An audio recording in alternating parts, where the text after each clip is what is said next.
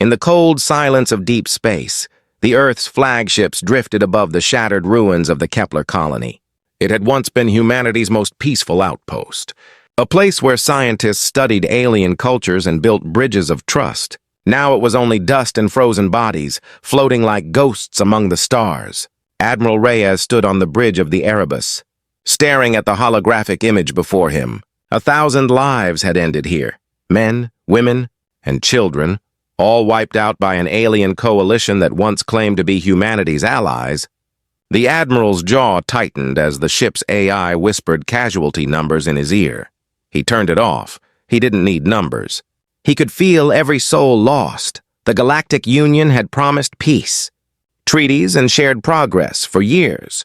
Humanity believed in those promises, signing every document, obeying every rule, trusting every smiling alien diplomat. But now, those same diplomats hid behind excuses and empty apologies, calling the attack a misunderstanding. The Admiral knew better. Misunderstandings did not turn entire planets to ash. In the United Earth Council chambers back home, leaders argued endlessly. Some wanted justice through negotiation. Some wanted to show strength but not aggression, and some, like Reyes, knew that peace without respect was nothing more than a leash. When peace failed, humanity had only one language left: fire. Across the solar system, fleets mobilized in secret. Factories that once made exploration ships now forged weapons. The media stayed silent, not by force but by grief. Every human who saw the Kepler images felt the same pain, the same quiet rage building inside their chest. Reyes remembered his daughter. She had been stationed on Kepler as a communications officer. She had sent him a message 3 days before the attack. "Dad, you'd love it here. Everyone treats each other like family. Even the aliens." That was the last message he ever received. Now he stood ready to make sure no human family ever suffered again. "Status of the fleet?" he asked his second officer. Lieutenant Park replied with calm precision. 200 ships ready to launch, Admiral. Stealth drives online. All awaiting your command." Reyes nodded slowly, his eyes reflecting the distant stars. "Today, we stop asking for peace," he said quietly. "Today, we remind them what humanity truly is." Meanwhile, in the alien capital world of Trelva, the Council of Nine gathered in panic. Their intelligence network had detected massive energy spikes from Earth's orbit. One counselor, a scaled being named Varten, hissed nervously. "They cannot be planning war. Humans are too emotional, too fractured," another replied. "Perhaps that is why they are dangerous. When humans unite, they do not stop." Back on the Erebus, the countdown began. Every crew member felt it. The silence before the storm. The kind of silence that comes when the universe itself holds its breath. In the hangars, pilots checked their crafts, whispering quiet promises to loved ones. On the decks, soldiers stood ready, not for conquest, but for justice. Reyes walked through the bridge one last time. He looked at the crew, ordinary men and women, engineers, farmers, miners who had volunteered when the news broke. They were not warriors by birth, but by choice. "Remember," Reyes said, his voice deep but calm, "we do this not for revenge alone, but for the right to live without fear." The engines of the fleet roared to life, bright blue trails cutting through the darkness of space. From Mars to Luna, from Europa to Titan, human ships rose like a storm. Every world that had suffered under alien arrogance watched their screens and cheered in silence. For the first time in centuries, humanity was not divided. In that moment, a signal went out from Earth. One message carried across the void, simple and clear. "To the Council of Nine, there will be no negotiations. Not until justice is done." The message ended with the crest of the United Earth Defense Command, a burning white phoenix rising from the ashes. Admiral Reyes stood tall as the Erebus turned toward the alien border. The stars stretched ahead, countless and cold. He took a breath, his hand hovering over the command console. "Engage," he said. The fleet moved as one. Hundreds of ships fading into the black. No more treaties, no more false peace. Humanity was done waiting. The age of words had ended, and the age of fire had begun. The fleet slipped through the void in perfect silence. Stars drifted like ancient witnesses as the human armada crossed the neutral zone. Each ship was cloaked, invisible to alien sensors, moving like shadows through the dark, no speeches. No broadcasts, only the quiet hum of engines and the heavy breath of soldiers who knew what awaited them. Admiral Reyes stood before the massive tactical display, the blue holograms reflecting in his eyes. The alien border patrols had been mapped out, their routes predictable, their arrogance unchanged. They believed humanity would never cross the line, not after centuries of peace treaties and diplomatic pressure, but humanity had changed. Grief had burned away hesitation, leaving only resolve. "Target the first patrol," Reyes ordered, his voice low but sharp. "Use EMP shells first. No survivors to send warnings?" Lieutenant Park nodded and relayed the command. Moments later, the darkness ahead shimmered with faint flashes, silent. Brief, deadly, in under 10 seconds, 3 alien cruisers vanished from the radar, not destroyed by explosions but swallowed by the quiet. Surgical strike of human precision, the crew watched in awe as the first mission succeeded without a single casualty. No cheers, no celebration, only the deep collective realization that there was no turning back now. Humanity had fired the first true shot of vengeance on the alien world of Trelva. Panic erupted in the council chambers. Advisors screamed for answers. Fleet commanders scrambled to re-establish communications. Their sensors showed ghost signatures moving fast. Too fast for any known technology. "They are not fighting like before," Vartan hissed, his scaled fingers gripping the table. "They are hunting." Back aboard the Erebus, Reyes listened to the reports. Dozens of patrols gone. No distress calls, no wreckage left behind. Humanity had learned from centuries of defeat and observation. Every tactic, every move, crafted not by politicians, but by survivors. "Let them feel what helplessness truly means," Reyes murmured. "Let them taste fear before the fire." The next operation began, this time targeting a communications relay on the edge of the Lyrac system. If that relay went down, the aliens would lose contact with 7 sectors. The mission was led by Commander Ashavarin. Pilot of the strike ship Falcon's Cry, she had lost her brother on Kepler. Her eyes burned with a cold light as she suited up. "No mercy," she whispered. Not for the ones who called it a misunderstanding. The Falcon's Cry dove into the gas cloud surrounding the relay. Its hull coated in adaptive plasma mirrors, alien scanners swept the area. Reading only static inside the cockpit, Asha's hands danced over the controls, her breathing calm and steady. "Payload armed," her co-pilot said. 2 minutes to detonation. "Pull back to minimum safe distance," she ordered. The relay glowed in the distance, a giant tower of light orbiting a dying star. And then it vanished in silence, a burst of blinding brilliance swallowed by vacuum. In the alien capital, chaos grew. Reports flooded in, stations offline, fleets missing, silence spreading like a virus. The council accused each other of betrayal, while human intelligence quietly listened from captured channels. Reyes smiled faintly as the data streamed in. "They still think this is a rebellion," he said. "They don't understand its justice, but vengeance always carried a cost." In the shadows of space, humanity's allies, old, forgotten races, watched with growing concern. The Terrans were no longer the patient diplomats they once were. Something ancient had awakened in them, something the galaxy had long forgotten. 3 days later, the aliens finally gathered a counterforce, an armada of 200 ships, their largest fleet. Led by Grand Marshal Tyran of the Vask Dominion, his orders were clear: crush the humans before their fire spreads. But Tyran had never faced the new human fleet, nor the will that drove it. When the Vask Armada entered the Kepler system, they found nothing, only wreckage, orbiting the ruins of the colony they had destroyed months ago. And then, one by one, human ships decloaked, surrounding them from every angle, like ghosts rising from the graves of the fallen. "This is Admiral Reyes of the United Earth Defense Command," the transmission began, his voice calm, cold, human. "You came here once to burn our homes, to test our peace. Now we come to return the favor," before Tyran could reply. The stars ignited. Thousands of missiles streaked through the black. Guided by silent algorithms, the first alien fleet in centuries to invade Earth's territory was erased in under 15 minutes. No warning, no escape, no mercy from the bridge of the Erebus. Reyes watched the explosion fade into nothing. No joy crossed his face. Only the quiet acceptance of what humanity had become. They had spoken the only language the galaxy respected, strength.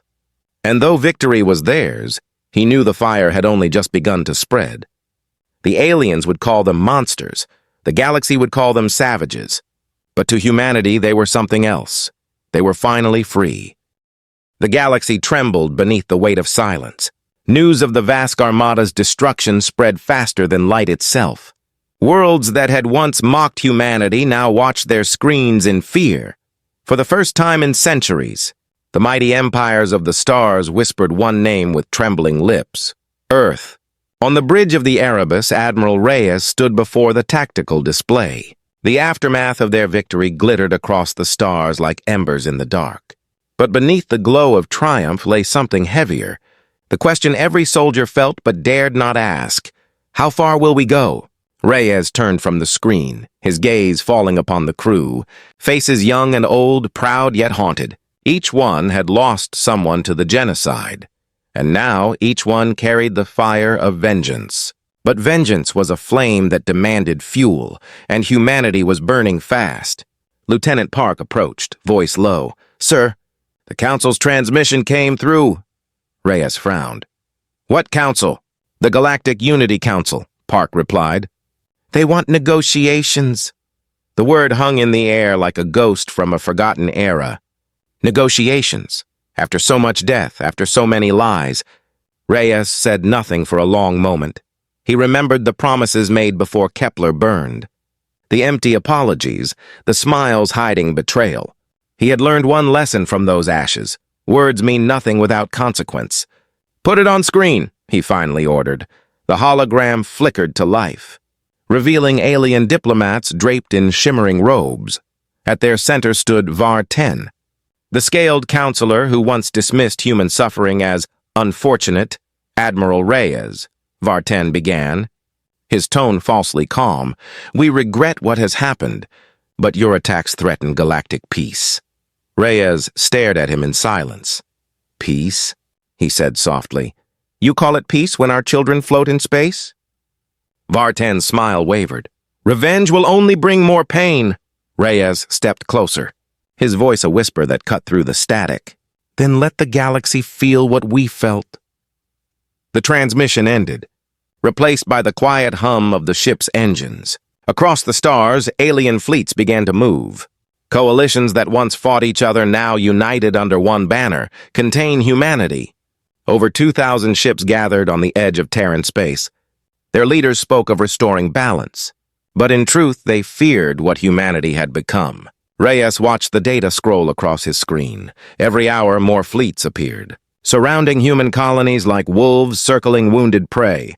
"We can't win against that many," Park murmured. Reyes nodded slowly. "No, but we can make sure they never forget us." In the command center of Luna Base, scientists prepared a weapon that had been kept secret since the first contact wars. It was called Project Helios, a solar forge cannon capable of igniting a planet's atmosphere. It was built not for conquest, but deterrence. Now it had become humanity's final argument. Reyes arrived at Luna to oversee the activation. Dr. Selene Mora, the chief scientist, met him at the gate, her face pale and tired. "This weapon was never meant to be used," she said quietly. Reyes replied, "None of this was meant to happen." Her eyes searched his. "If we fire this, billions will die." Reyes looked away. "And if we don't, billions of humans will, back in orbit." The alien fleets drew closer. Their flagship, the Valor Prime, broadcast a message across all frequencies. "This is Grand Marshal Tyran's successor," the voice thundered. "Lay down your arms, humanity, or face extinction." The human colonies heard it, but no one surrendered. Instead, across every outpost, every station, a single phrase appeared on their screens. "When peace fails, fire speaks." The countdown began. The Erebus positioned itself near Luna, its massive cannons aligned with the stars. Dr. Mora's hands trembled over the controls. "Once we fire, there's no undoing this." Reyes placed a hand on her shoulder. "Fire only speaks truth. Doctor. The chamber filled with blinding light as the Helios core ignited. The beam tore through space like a newborn sun. Its target, a barren moon serving as the alien fleet's forward base. In seconds, the moon's surface erupted, the shockwave tearing through dozens of ships. The galaxy watched in horror as the impossible unfolded. Humanity, once seen as fragile diplomats, had unleashed a weapon of the gods. Entire civilizations began to question their survival. The Council of Nine fell into chaos, their armies retreating, and through it all, Admiral Reyes stood at the center of the storm. Silent, resolute, but deep inside, he felt the weight of what he had done. The voice of his daughter echoed in his mind. "Dad, everyone treats each other like family here." He closed his eyes, the light of the Helios blast still burning behind them. The fire had spoken, but what it said could never be taken back. Far across the stars, in a hidden system untouched by war, a faint signal pulsed, unknown, unreadable, ancient. It was not alien, it was human. And it whispered one thing into the dark. "If they come for us again, we will burn the stars themselves." The stars had never been so quiet. After the Helios weapon burned the alien fleet from the skies, the galaxy fell into stunned silence. No declarations, no counterattacks, only the hollow echo of fear spreading across worlds. But silence was never peace. It was only the deep breath before the scream. Admiral Reyes stood alone in the observation deck of Luna Command. Below him, the curve of the Earth glowed in the sunlight. Blue and fragile. It looked peaceful, untouched by war. But he knew the truth. Peace was now a ghost haunting the living. Dr. Selena Mora entered quietly, her steps echoing against the metal floor. She looked tired, her eyes rimmed with sleepless red. "Admiral," she said softly. "We detected a signal." Reyes turned. "Another distress call?" She shook her head. "No, it's coming from inside our network." The room fell silent. Every word hung heavy between them. "What kind of signal?" Reyes asked, his tone sharp now. Selene hesitated. "Encrypted human origin, broadcasting coordinates outside the neutral zone." Reyes frowned. "Who authorized that?" "No one," she whispered. "It's not from us. It's from the Helios prototype facility on Mars." Reyes's chest tightened. That facility was supposed to be offline. Sealed after the weapon's creation, he opened the communication logs.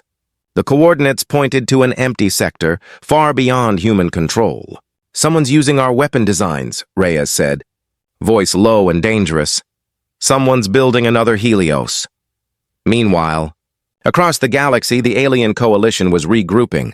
The destruction of the fleet had shaken their unity, but not their ambition. From the ashes of the Council of Nine, a new leader had risen, High Regent Xylar. A being carved from crystal and light, Xylar spoke not of revenge, but of balance. To end the human threat, we must become like them, he declared, under his rule. The alien scientists began their own forbidden project, a weapon born from stolen human data, amplified by alien technology. They called it the Singularity Pulse, a device capable of erasing all digital life across a galaxy. Back on Luna, Reyes called an emergency meeting of the United Earth Defense Command. Holograms of generals and governors flickered into the air. He wasted no time. "Someone among us is betraying humanity," he said flatly. "Helios blueprints have been transmitted beyond our borders." The room erupted in voices. Accusations, fear. Reyes raised a hand. "We find them before the aliens do, or humanity burns by its own fire." In secret, Reyes sent a strike team to Mars led by Commander Asha Varen, the same pilot who had destroyed the alien relay, fierce and loyal. As her ship, Falcon's Cry, descended over the red dunes, she could see the old Helios facility. Dark, silent, abandoned. "Scan for life," she ordered. The sensors buzzed, then crackled. "Multiple human signatures detected," her co-pilot said, "but not registered to any unit." The team moved inside, weapons ready. The halls were cold and filled with flickering lights. On the far end of the corridor, they found it. Another Helios core. Half-built, humming with unstable energy, and standing beside it were human engineers. Not soldiers, their leader stepped forward, face hidden beneath a mask. "You shouldn't have come here," he said, voice calm and cold. "We're doing what Reyes won't. We're giving humanity real control." Asha aimed her rifle. "You're building a weapon that could destroy us all." The masked man tilted his head. "No, Commander, we're building a deterrent so strong. No alien will ever challenge Earth again." She hesitated. It was madness. And yet, beneath his words there was conviction. Before she could respond, alarms blared. The Helios core began to overload, energy surging wildly. "Evacuate!" she shouted, pulling her team back toward the shuttle. As they escaped the facility, a massive explosion ripped through the Martian horizon. The rogue core detonated, sending a wave of electromagnetic fire through the planet's orbit. On Luna, Reyes watched the reports flood in. Mars, gone dark, communications severed, every satellite offline. He clenched his fists. The traitors had destroyed themselves, but not before sending their final transmission. Dr. Mora decoded the last packet and turned pale. "Admiral, the aliens have it," she whispered. "They have the data." Reyes turned toward the window. The stars reflected in his eyes like cold embers. The war had changed again. Now, both sides held weapons that could end civilizations. Humanity's fire had been stolen, and the galaxy's balance was tipping toward oblivion. He knew what came next. It wouldn't be a war of armies. It would be a war of survival, fought in the shadows of betrayal and fear. "Prepare the fleet," Reyes said quietly. "We're going dark." As the Erebus powered down its lights and vanished into the void, Reyes whispered a single thought that chilled his own heart. If peace failed, and fire failed, what comes after? The Erebus drifted through the void like a ghost, its engines silent, its lights dimmed. Humanity's most powerful warship had vanished from all sensors, hunting in the dark for whispers of a new terror. For weeks, Admiral Reyes and his crew had searched alien space, chasing fragments of intercepted transmissions. Every clue pointed to one horrifying truth. The aliens were building a weapon far beyond the Helios cannon. They called it the Singularity Pulse. A weapon not meant to burn worlds, but to erase them completely. It would silence entire star systems, leaving nothing but dust and memory. To the galaxy, it was the ultimate deterrent. To humanity, it was extinction. Reyes stood over the flickering holomap, his face half lit by blue light. "Confirm the coordinates again," he ordered. Lieutenant Park nodded. "Cross-checked with 3 signals, Admiral. All lead to the Theta 9 Nebula." Reyes studied the swirling cluster of gas and dying stars. If the weapon was there, hidden within the nebula's storms, they would have only one chance to destroy it. In the ship's lower decks, Commander Asha Varin briefed the infiltration team. Her armor gleamed under red lights, scarred from the Mars explosion. The memory of the rogue Helios still haunted her. She had seen what humanity's own power could do, and now they faced something even worse. "We go in quiet, retrieve whatever intel we can, and if necessary, we blow it all to hell," she said. Her soldiers nodded, none questioning, none afraid.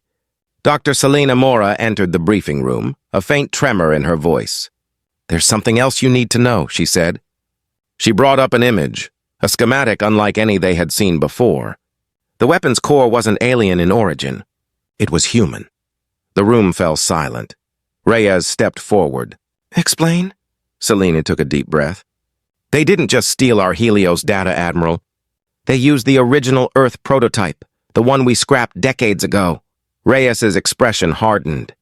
"So the fire we built has become the black hole that will swallow us," he said quietly. Moments later, the fleet entered the nebula. Static filled the air. Colors of blue and crimson danced across the void. Electrical storms sparked against their shields as they advanced deeper. Through the haze, the silhouette of an alien station appeared. Massive and radiant, it pulsed with an unnatural rhythm. Like the heartbeat of a dying god, inside the control center of the station, High Regent Xylar stood surrounded by engineers of a dozen species. Their bodies shimmered with energy as they worked. "The pulse will be ready in 30 hours, one reported. Xylar's crystalline face reflected the reactor's light. Good, he replied. Let them see their own creation end them. The Erebus held position at the edge of the nebula. Reyes watched the live feed from Asha's infiltration team as they breached the outer defenses. The corridors inside were eerily human, steel walls, angled doors, Terran design patterns. As they moved deeper, they found human markings burned into the bulkheads. This place wasn't just built by aliens, Asha whispered. It was started by us. Suddenly, the feed crackled. A voice cut through the static. Welcome back, Commander. The team froze. From the shadows stepped a masked man from Mars. Alive and unbroken, he removed his mask, revealing sharp blue eyes and a cruel smile. My name is Dr. Elias Ward, he said, Chief Architect of Helios and soon, the father of the new galaxy. Asha raised her weapon. You betrayed your species, Ward chuckled. No, I evolved it. Reyes was too blind to see. Peace and war are illusions. Only control matters. He gestured toward the pulsating reactor behind him. This pulse will end chaos. It will erase the weak, the unpredictable, the emotional. He stepped closer. And from what remains, I will rebuild humanity. Perfect. Eternal, Reyes's voice echoed through Asha's comms. Take him down! The fight erupted instantly. Gunfire flaring through the metallic corridors. Ward darted behind cover, activating the station's defenses. Turrets unfolded from the ceiling. Drones filled the air. The humans returned fire, but the reactor's energy began to surge. He's overloading the core, Celine shouted from the bridge. If it detonates, it'll consume the entire nebula. Evacuation route? Reyes demanded. None. Admiral, Park said grimly. If the core blows, we all go with it. Reyes clenched his jaw, staring at the flashing hologram of the growing energy storm. This isn't how humanity ends, he said coldly.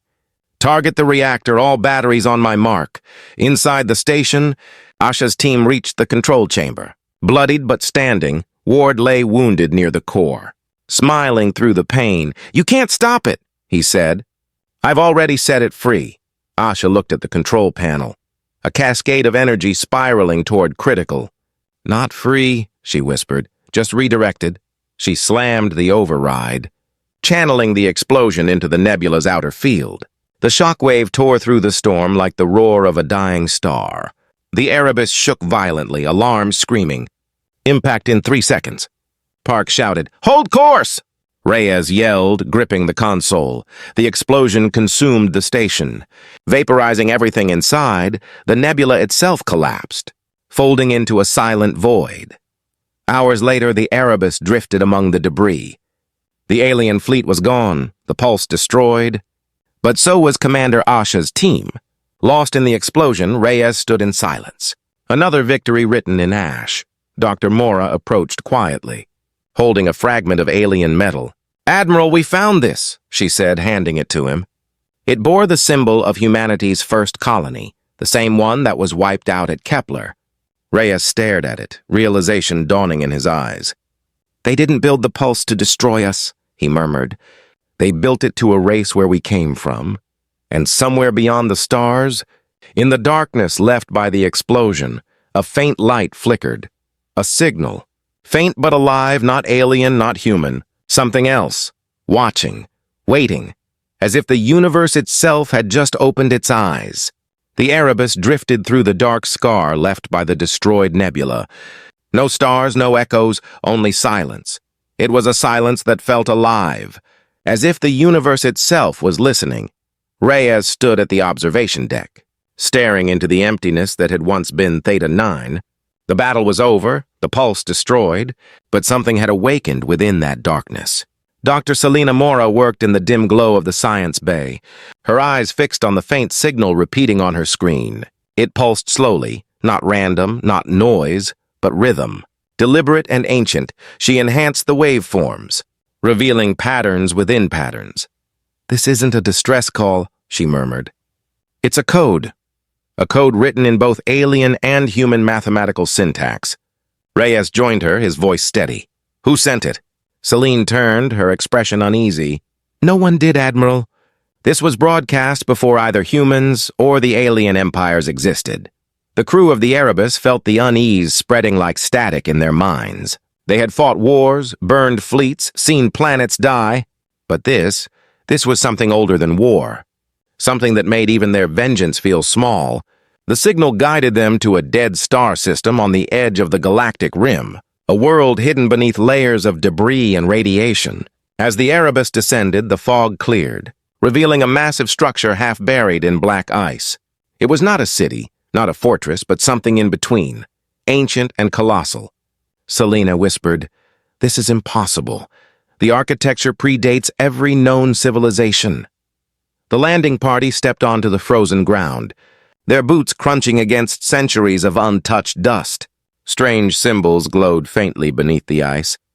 They pulsed in time with the same rhythm as the signal. Asha's absence was heavy in the air, and Reyes carried her memory like a weapon. If she were here, she would have smiled at the madness of finding yet another mystery among the stars. They approached the structure's entrance, a black arch carved from a metal that reflected no light. As they stepped through, the air shifted. Holographic glyphs flared to life, showing visions, humans standing beside alien forms. Building together, Reyes felt his breath catch. "This can't be real," he whispered. Celine's hands trembled. "It's not a myth, Admiral." This place was built by our ancestors, by both species.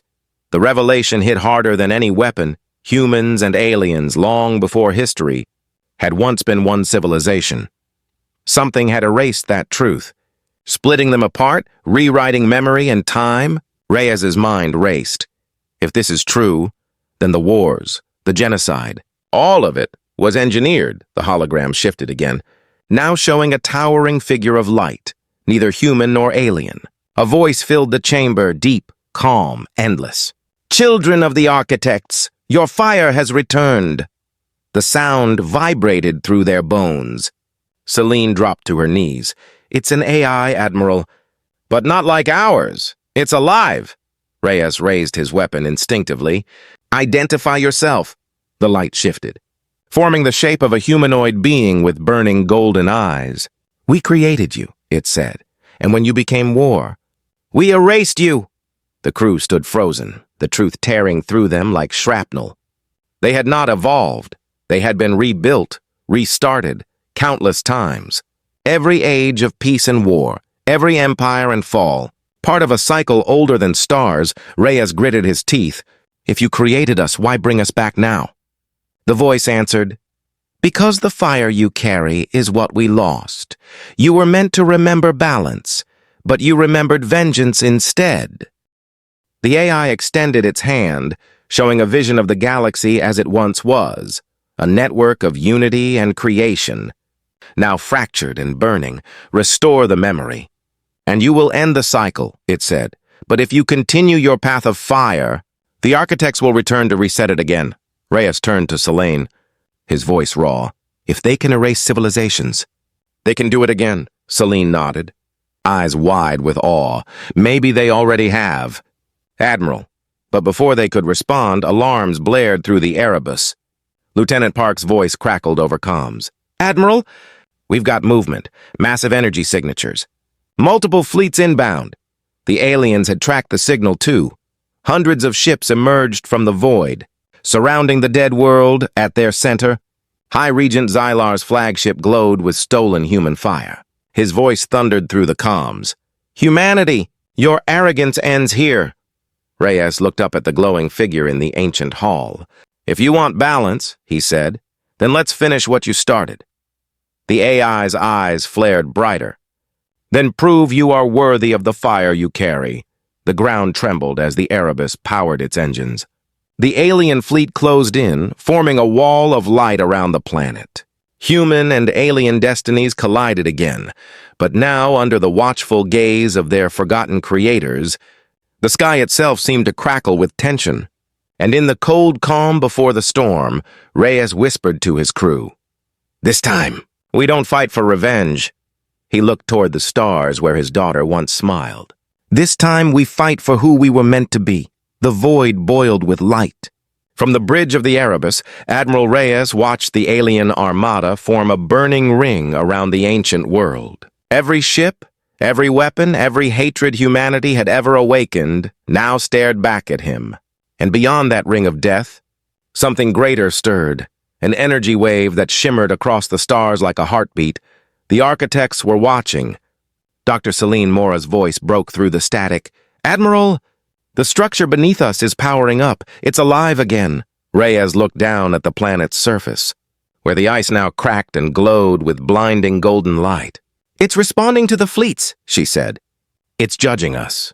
Reyes's hand tightened around the console. "Then we show them who we are." The alien flagship transmitted across all channels. High Regent Xylar's crystalline form appeared on screen, his body pulsing with stolen human tech. "You cannot win this, human," he said, his voice like breaking glass. "Even now, your creators have returned to erase you, just as they erased us." Reyes stared at him, calm and cold. "Maybe, but we'll make sure they remember us this time." The Erebus's engines roared to life. The crew at their stations, all across the galaxy, human colonies listened to the final transmission from their admiral. "This is Admiral Reyes of the United Earth Defense Command," he said, his voice carrying through the void. "We were born from peace, shaped by pain, and tempered by fire. If this is the end of humanity, let it be the end they never forget." The alien fleets opened fire, beams of light tearing through the black. The Erebus responded with precision. Missiles, plasma rounds, railguns screaming through space. The two forces collided in a storm of energy and fury. The explosions painted the void in colors no human eye had ever seen on the planet below.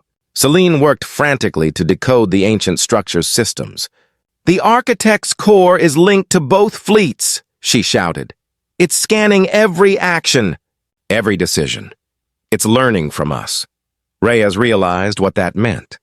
The architects aren't deciding who wins, they're deciding who deserves to exist. A massive shockwave rippled through the battlefield. Alien ships collided and shattered. Human cruisers burned, but through the chaos, the Erebus kept moving, cutting straight toward Xylar's flagship inside. Reyes could see the enemy leader standing at the command window, his crystalline body glowing brighter with each pulse. "You fight like the gods you hate," Xylar said as their comms connected again. Reyes replied, "Maybe that's because they made us in their image." Then, Xylar's ship fired the stolen Helios beam. A blinding lance of white light slashed across the void, striking the Erebus dead center. For a heartbeat, everything froze. The bridge filled with fire, alarms screamed, and the hull groaned under impossible pressure. Celine's voice cut through the chaos. "Admiral, the structure is reacting. It's copying the beam's energy." Reyes turned toward the holographic image of the planet. The ancient core beneath the ice was now awake, glowing like a newborn star. Through the static, a voice, soft, ancient, familiar, filled the air. "Your cycle of fire ends now." The entire battlefield stopped. Every ship, human and alien, every weapon, every engine, all frozen in time. Reyes could move, but barely, his vision flickering between the real and the divine. He stood once more within the glowing halls of the ancient temple. Before him stood the same golden figure from before, the architect. Its voice was neither male nor female, but infinite. "You were given creation, and you forged destruction." Reyes met its gaze. "We fought because we wanted to live, and in doing so, you learned what even we forgot," the being said. "Fire can destroy, but it can also forge. It can illuminate as well as burn." The architect turned its gaze toward the void where the fleets hung suspended. "We will not erase you again, but you will not remain as you are." Celine appeared beside Reyes, her form shimmering between reality and light. "Admiral," she whispered, "it's rewriting everything. Our weapons, our worlds, even our history." Reyes understood then. The architects were not killing them. They were resetting the galaxy's balance, merging the memories of all species into one shared truth. The architect reached out a hand of light. "The war is over, Admiral Reyes," it said. "What you become next is up to you." Reyes felt his body dissolve, his memories scattering through the cosmos, the Erebus, the fleets, the fires, all fading into a single radiant pulse. And then, silence. When light returned, a new dawn rose over the galaxy. Human and alien ships floated side by side above a restored world. No one remembered the details of the war, only the lesson of the fire. The architects had left, their judgment complete. But in every mind, in every soul, one phrase remained. When peace failed, humanity answered with fire, not to destroy, but to survive. On the surface of the reborn Kepler colony, children played beneath twin suns. Among them stood a statue, half human, half alien, holding a torch between them. At its base was a single name, Reyes. No one knew who he was, but every heart that looked upon that statue felt the same thing. Pride, sorrow, and the quiet hum of destiny reborn. And somewhere far beyond the stars, in the heart of the silent void, a faint echo of a voice whispered, "Cycle complete until fire calls again."